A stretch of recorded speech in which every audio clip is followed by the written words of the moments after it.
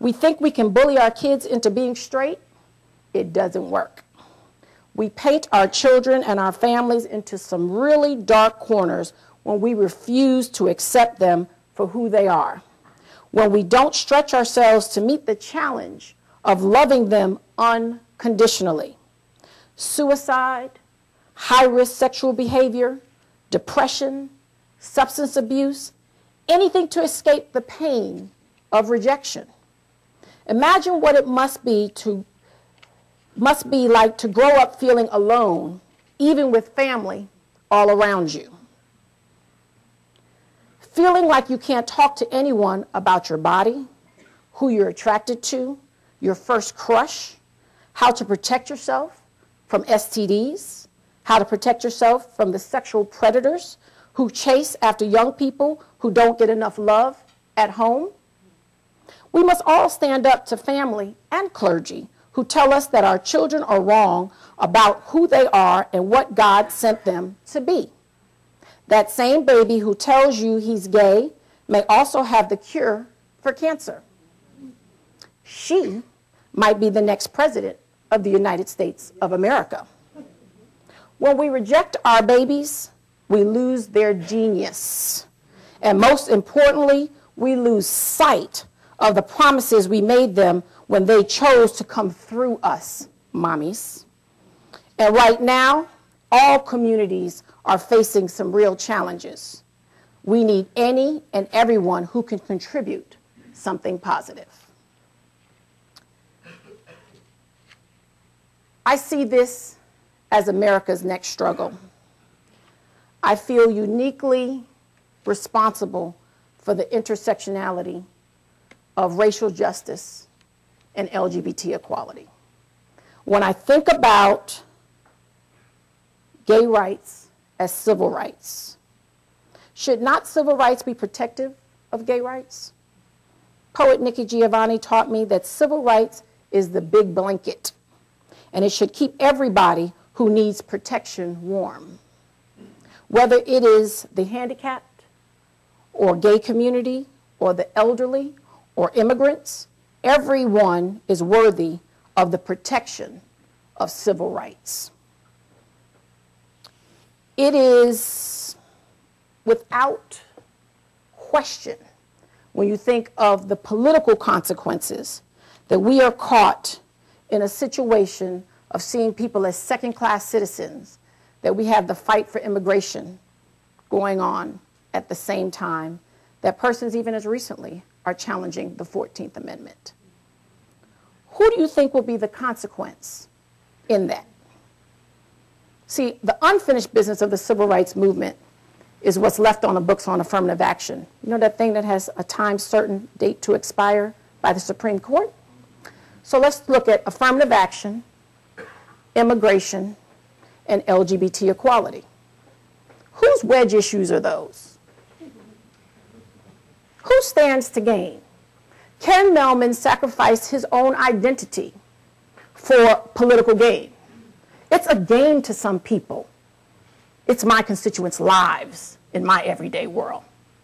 So I will be certain that one of the lessons that I have so dearly learned in my walk, that started in my time with Delta, with Congresswoman Fudge, the lesson from Barbara Jordan: if you're going to play the game properly, you better know every rule.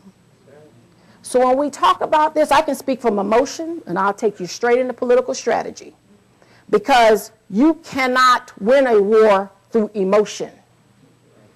And right now, the LGBT equality movement has a very deliberate strategy, and we know it, and we own it, and we're here to stay, because that's my community, my constituents, my people, my folk.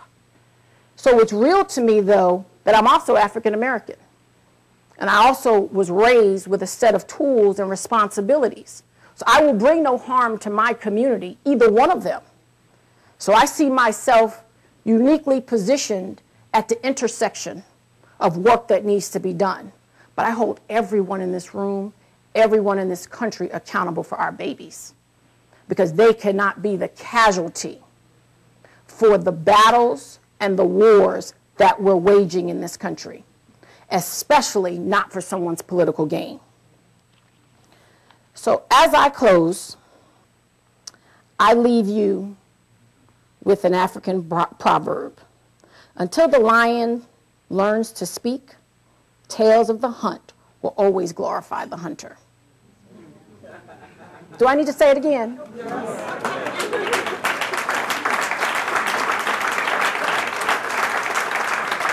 Until the lion learns to speak, the tales of the hunt will always glorify the hunter. And let me be certain, LGBT community, what you're in store for, African American community, what you're in store for, my constituents must become empowered lions and lionesses, ready to speak for themselves in this fight for racial justice and LGBT equality, lesbian, gay, bisexual, and transgender equality.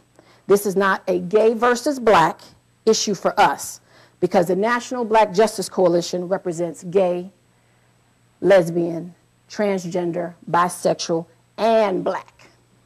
So this is about all God's children and how special and beautiful they are.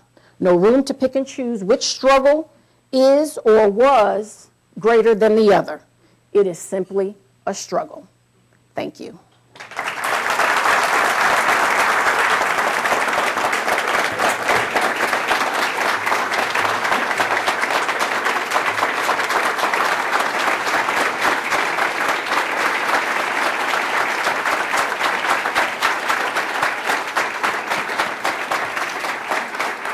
Today at the City Club of Cleveland, we are listening to a Friday forum featuring Sharon Lettman-Hicks, Executive Director and Chief Executive Officer of the National Black Justice Coalition.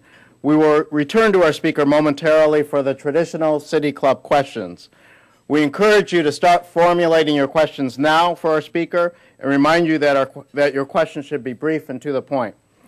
We remind you that members and guests alike are welcome to attend City Club forums, and hope that everyone listening will join the City Club and become active in our ongoing civic dialogue.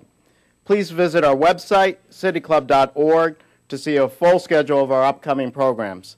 We welcome all of you here and those listening to WCPN 90.3 FM, WCLV, WTAM, or one of the many radio stations across the country. Our television broadcast partner is WVIZ PBS IdeaStream.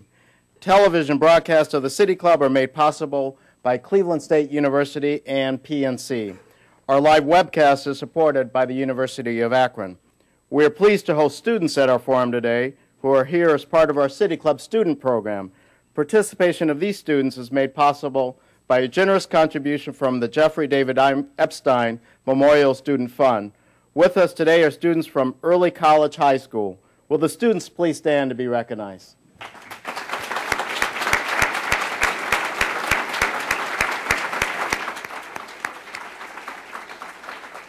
Thank you. Now we would like to return to our speaker for a traditional City Club question and answer period. We welcome questions from everyone, including guests. Holding the microphones today are City Club Development Director Cheryl Helden and Program Director Carrie Miller. First question, please.